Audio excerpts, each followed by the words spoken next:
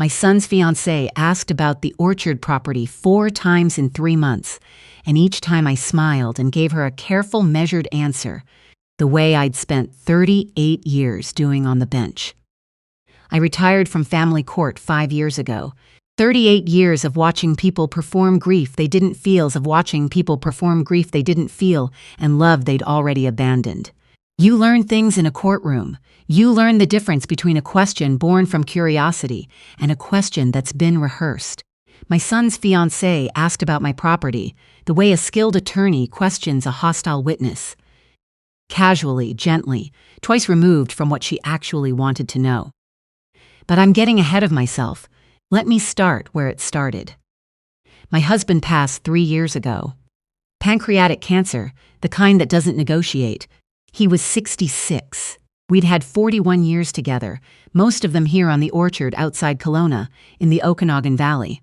He'd bought the land before we met, 230 acres of apple and cherry trees that he'd slowly, stubbornly transformed over 2 decades into something worth being proud of. By the time he died, we had a small winery too, 12,000 cases a year, nothing glamorous, just very good wine, and the kind of reputation that takes 30 years to build. My husband wasn't a flashy man. We drove older vehicles. I kept the same wool coat for 11 winters. The orchard house was beautiful but worn, the way things get when people actually live in them. Our neighbors didn't know what we had, and we preferred it that way. He used to say that visible wealth was an invitation, and he'd watched too many friends learn that lesson late. After he died, I had the estate valued, the orchard and winery together, 4.8 million Canadian. His patents from agricultural innovations he'd developed with 2 university partners were still generating royalties. His RRSP and investment accounts, 2.1 million. Life insurance, 400,000. I sat with that number for a long time. We'd built it quietly together, and now it was mine to protect. My son is 31. He's a landscape architect in Vancouver, and he has his father's patience.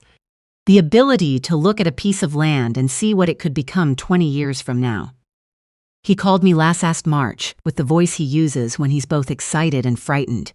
I met someone, Mom. I know it's fast. But she's different. Her name was Naomi. She worked in financial consulting in Vancouver. She was 32, articulate, elegant, in the way of people who've spent time deciding how to present themselves. She arrived for Easter dinner with a good Okanagan Riesling she'd chosen deliberately. It was from a producer 2 properties down from ours, which told me she'd done her research, and a warmth that felt almost completely genuine, the kind that makes you feel seen and chosen. She asked intelligent questions about the wine varietals, listened attentively when my son talked about his work, complimented the property without overdoing it. I thought, here is a woman who knows exactly how to make an impression. The first question came over dessert. She was looking out at the cherry trees through the dining room window, and she said, easily, "Has anyone ever approached you about the south acreage? Down toward the highway. Land like that must be drawing interest from developers." I told her we had no intention of selling. She nodded pleasantly and changed the subject. I thought nothing of it. She worked in finance. Curiosity about land values was occupational. The second time was in May, during a long weekend visit. We were walking the property, my son checking irrigation lines the way he used to as a teenager, and Naomi fell into step beside me. "What's a winery operation like this typically valued at, separate from the orchard acreage?" she asked. "A colleague of mine handles agri-business acquisitions. I always find myself looking at these properties with a structural eye." I said we'd never thought about separating the assets. That wasn't how we understood what we owned. She nodded, filed it, or so I thought. I'd noticed the pattern by then. 2 questions, same subject, different framing. In court, we called it circling. An attorney circles when there's a destination they don't want to announce. I told myself I was an occupational hazard.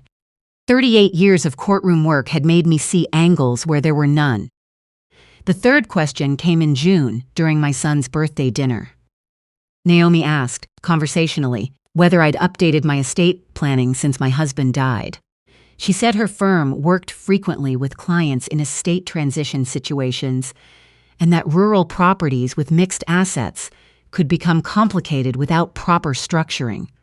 She offered, gently, to connect me with a colleague she trusted. I said I had a solicitor I'd worked with for 15 years. She smiled, of course. The fourth time, she asked directly who held my power of attorney for personal care. I remember the moment exactly. We were on the porch with tea, late afternoon in July, the hills above Kelowna going gold the way they do when summer is almost finished. My son had gone inside to take a work call. Just the two of us, the orchard quiet, the light low. She asked it the way you'd ask about the drive up from the highway, offhandedly, eyes on the tree line.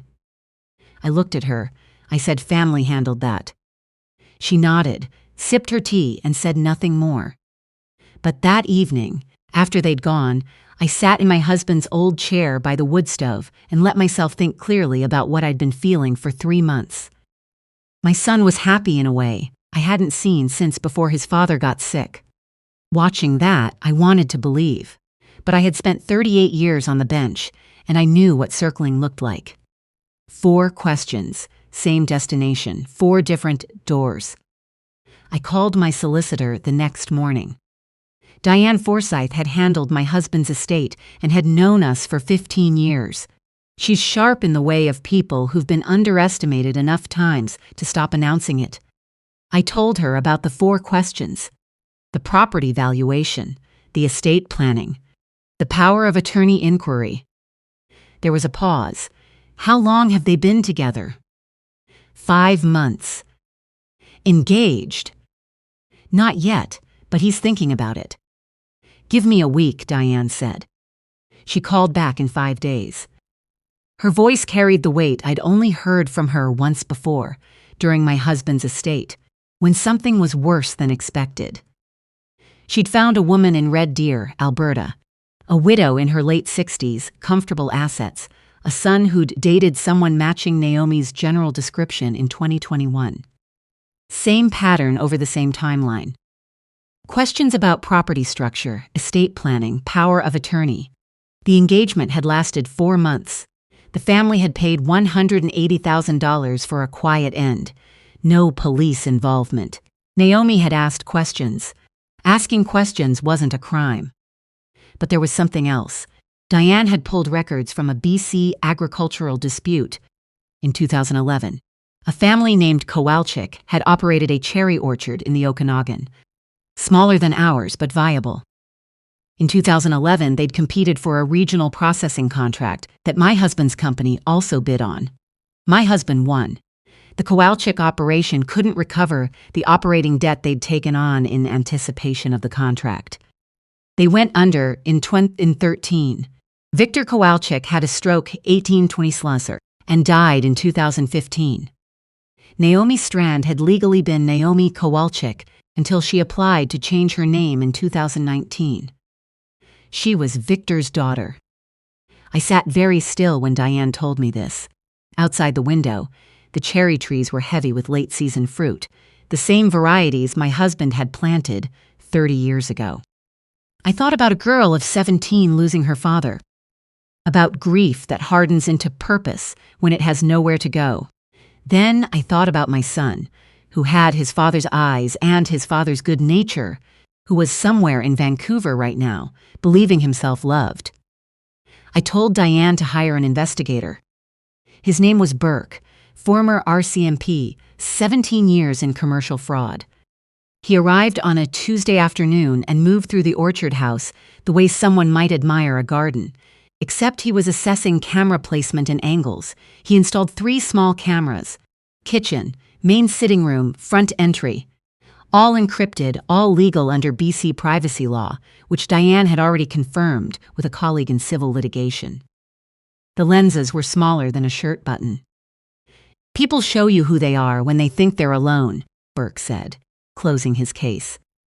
That's when the performance stops. The same week, Burke set up the cameras, my family doctor called. Dr. Anand had been my GP for 9 years. She phoned late on a Thursday, after her last patient, and she began carefully. She said she was calling as both my physician and someone who cared about my well-being. A woman had come to the clinic 2 weeks prior, presenting as a concerned family member. She'd asked specific questions. What were the early signs of cognitive decline in women over 60?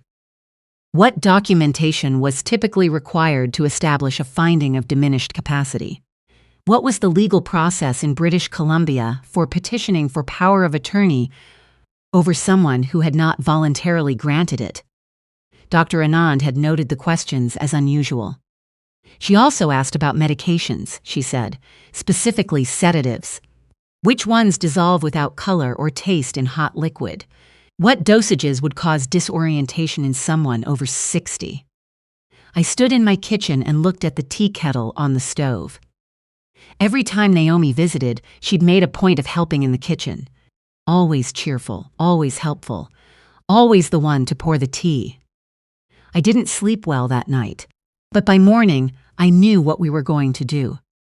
We met in Diane's office, her, Burke, Dr. Anand, and I. Burke had found a third case by then, a woman on Vancouver Island, 2019, same pattern, same timeline, no police involvement, 3 quiet arrangements, 3 families too ashamed or too uncertain to go public. Naomi had never faced anything in the open. That was going to change. We set a date. I would invite Naomi for dinner, my son conveniently occupied in Vancouver. I would create an opportunity, leave the room, leave a drink unattended. Burke would monitor the camera feed remotely. Dr. Anand's clinic would have a lab on standby. And RCMP Constable Harrington, who had spent 8 years on elder financial abuse investigations, would be available on 30 minutes' notice. I called Naomi and kept my voice even and warm. I said I felt we hadn't really had a chance to get to know each other properly, just the two of us. I said I'd love that. She said yes immediately, a beat too quickly. She arrived on a Thursday evening with flowers and that smile of hers. We ate. We talked about the wedding. They'd set a date for late September here at the Orchard, late 80 guests. She played the devoted future daughter-in-law without a single visible seam. I'd watched professionals perform in court for nearly 4 decades. I could see the scaffolding now, but only because I knew to look. At 7:15, I pressed my fingers to my temple and said I had a terrible headache. I walked to the kitchen, filled a glass of water, and set it on the counter. Then I said I needed to lie down for just a few minutes and walked toward the hallway. I went upstairs and opened the tablet. Burke had left with me. The camera feed was clean and clear. She waited 5 seconds after I disappeared from view. Then she stood, crossed to the base of the stairs, and listened. Satisfied, she moved to the kitchen. She opened her bag. She removed a small amber prescription bottle. She found a spoon from the back of the drawer. A clean one, not the one we'd used. Placed a tablet on the counter and crushed it with the back of the spoon, grinding it to a fine powder. 43 seconds, start to finish. She stirred the powder into the water glass, tapped the spoon against the rim. Rinsed the spoon at the tap, dried it with a paper towel, folded the paper towel into her jacket pocket. Then she returned to the table and waited. I came downstairs slowly. She stood and picked up the glass. "Drink this," she said, and her voice was warm with concern.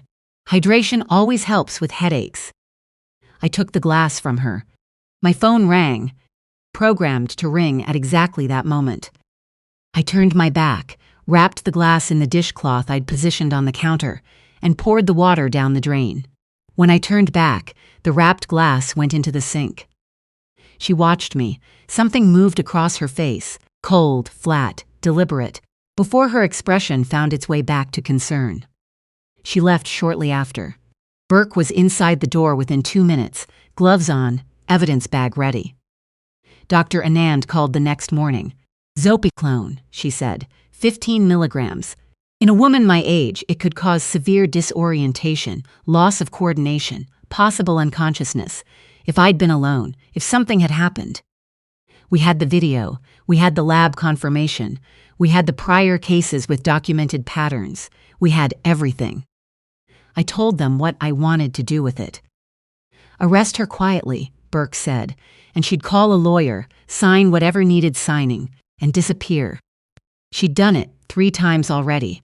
My son would never fully believe the truth if he hadn't seen it himself, and some part of him, for the rest of his life, would wonder if I'd been wrong, if I'd been a grieving widow who'd taken against the woman he loved. No, we were going to do this where everyone could see. 2 days before the rehearsal dinner, my son called me at 9 in the morning with a voice that was flat and careful. The voice of someone holding themselves very still. He'd overheard her the previous night, through the wall of the next room, speaking quietly on the phone. He'd caught enough. He heard his own name used as a means. He heard a reference to the property. He heard the phrase, "the old lady's place." He'd stood in the hallway for a long time, not moving, not wanting to understand what he was understanding. He drove up to the orchard the next morning. He stood in the kitchen looking younger than 31, and he pressed a piece of folded note paper into my hand without saying anything. I opened it. "Mom, help me." I held on to him for a long time. Outside, the September light was on the apple trees, the same trees his father had planted, the same land, the same sky. When we stepped back, I told him everything. Every week of investigation, the camera footage, the lab results. What Dr. Anand had found, what Diane had confirmed about who Naomi actually was, and why she'd come into his life. I watched understanding move across his face, the particular grief of learning that what felt like love was constructed as a weapon. He was quiet for a long time. Then he said, "We do it at the wedding." I hadn't suggested it. He decided on his own, and I understood why. He needed to be the one to close it. The ceremony was held at 4 in the afternoon on a Saturday, on the flat stretch of lawn between the orchard house and the first row of apple trees. The mountains were behind us, and the Okanagan sky was the particular blue it goes in late September when the air has gone cold at night and the season is very clearly turning. 80 guests sat in wooden chairs, a string duo playing something quiet, the trees still holding the last of the fruit. Naomi came out looking radiant. She stood at the head of the aisle in an ivory dress and looked at my son with an expression that appeared, from a distance, completely like love. Maybe some of it was. I'd stopped trying to calculate what was real in her and what was performance. After learned that the most years on the bench, I'd learned that the most dangerous people are the ones who've convinced themselves they're owed what they're taking. The officiant began. The ceremony moved through its familiar words. I sat in the front row and watched my son's face.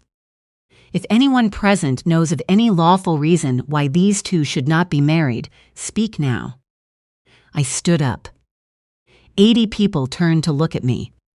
The murmuring started immediately, the intake of breath, chairs shifting, someone at the back standing to see better. "I need to stop this ceremony," I said.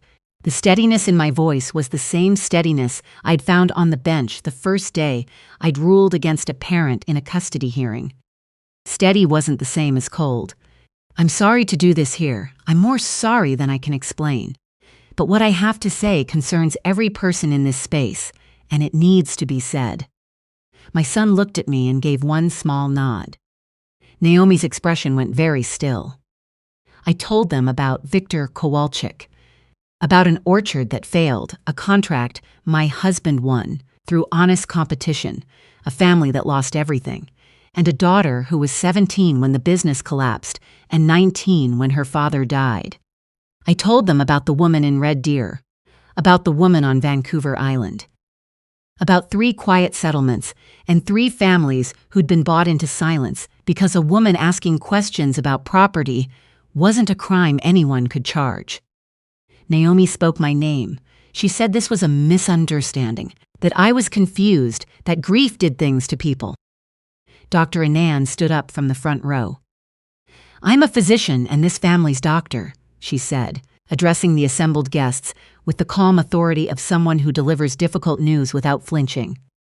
5 weeks ago, Naomi came to my clinic presenting as a concerned family member. She asked me specific questions about sedatives that dissolve without taste or color in hot liquids. She asked about the legal threshold for establishing power of attorney over someone deemed cognitively impaired. She asked what kind of documentation would support a claim of diminished capacity. She paused. Those are not the questions of a concerned family member. Burke spoke next. He named the prior cases, the documented pattern, the legal name change. Then Diane stood and read from the lab report. Zopiclone, 15 milligrams. Confirmed in the water sample recovered from my kitchen 12 days prior. She held up the documentation, printed records, photographs, lab results, and she read it calmly and completely, while 80 people sat in their chairs under the September sky and did not make a sound. Naomi had gone white. "You have this wrong," she said, but her voice had lost everything that had made it warm. What was underneath was hard and exhausted and very old. My son looked at her for a long moment. Then he stepped back, one careful step, and turned to face the orchard. Constable Harrington rose from the third row, identified himself, and showed his badge. The sound that moved through the crowd was like a shift in pressure. Something releasing. Naomi's brother Sebastian, who had been seated near the back and who Burke had confirmed was involved in the Alberta arrangement, stood to leave. He made it to the end of his row. They were both cautioned and escorted from the property, past the flower arrangements and the chairs, and the untouched cake, through the apple trees and down the gravel drive. 80 people sat very quietly in the afternoon light. No one said anything for what felt like a long time. Then they began to move, some toward us, some toward each other, speaking softly the way people do after witnessing something they won't forget. A child from the guest list slipped away through the orchard rows. The string duo quietly packed up their instruments. My son came and stood beside me. He took my hand. "Thank you," he said. "You found your own way to it," I said. "That note was yours." By December, he'd moved back to the orchard for 2 months. He said he needed to be somewhere that made sense. He took long walks in the mornings before the frost came, the same routes his father used to take, and in the evenings we ate dinner together. And sometimes we talked about it, and sometimes we talked about other things entirely, and both of those felt right. I told him, finally, the full picture. The number, all of it, the actual weight of what his father had built. He sat with that information for a while, looking out the kitchen window at the bare trees. "Dad would be embarrassed," he said eventually. "No," I said, "he'd be relieved." We added a bench at the back of the orchard, near the old Gravenstein trees his father had been proudest of. The inscription is simple. Edmund, he built this. There are things I understand now that I refuse to let myself know while it was happening. I know that the most calculated kind of predator is the one who believes, on some level, that they're owed what they're taking. Naomi had spent 12 years building a justification for herself, and that made her patient and careful and very skilled at becoming whoever a person needed her to be. That didn't make her right, but it made her dangerous in ways that a purely mercenary person wouldn't have been. I also know that for 38 years, I sat on a bench and tried to see through what people performed to what they actually were. My instincts were built in that courtroom. I ignored them for months because I wanted my son to be happy and because some part of me was afraid of being wrong, of being the bitter widow who couldn't let her child move on.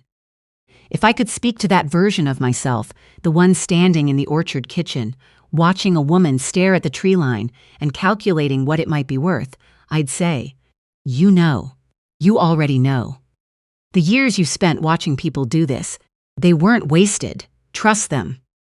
The orchard is quiet in December. The trees stand bare and patient, waiting for the season to turn the way they always have, the way this land has before any of us arrived on it. I walk the rows some mornings when the light is flat and the ground is cold, and I think about what my husband built, not the number, the actual thing, the soil, the roots, the work of it, one season at a time, year after year. We protected it. My son and I, we protected each other, and we protected what his father left. That's everything in the end. That's all any of it was ever for.